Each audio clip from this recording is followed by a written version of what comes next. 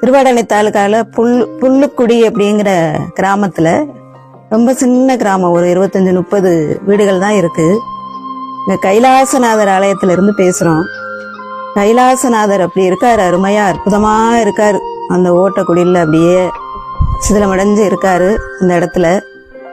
அம்மா சவுந்தரநாயகி அப்படியே ஓட்டு செட்டுல ஒவ்வாள்லாம் அடைஞ்சு அப்படியே பார்க்கும்போது ரொம்ப வேதனையா இருக்கு.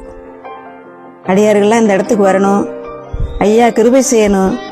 எல்லாருக்கும் அந்த ஆலய திருப்பணி நடக்கிறதுக்கு, பாலாலயம் பண்றதுக்கு ஐயாவோட கிருபை வேணும். மக்கள்லாம் வந்து, அடியார்கள்லாம் வந்து பாருங்க. இந்த தகவல்களை எல்லாருக்கும் ஷேர் பண்ணுங்க. சீக்கிரம் அந்த திருப்பணி நடக்கிறதுக்கு எல்லாரும் பிரார்த்தனை வைங்க ஐயாவோட திருவடியில.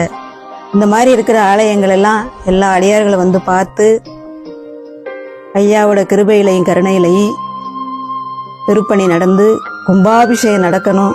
அந்த காட்சியெல்லாம், கண்கொள்ளா காட்சியெல்லாம் பார்க்கணும். இந்த உலக சேமமா இருக்கணும்.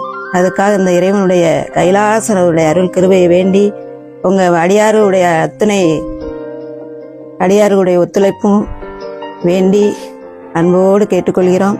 நன்றி.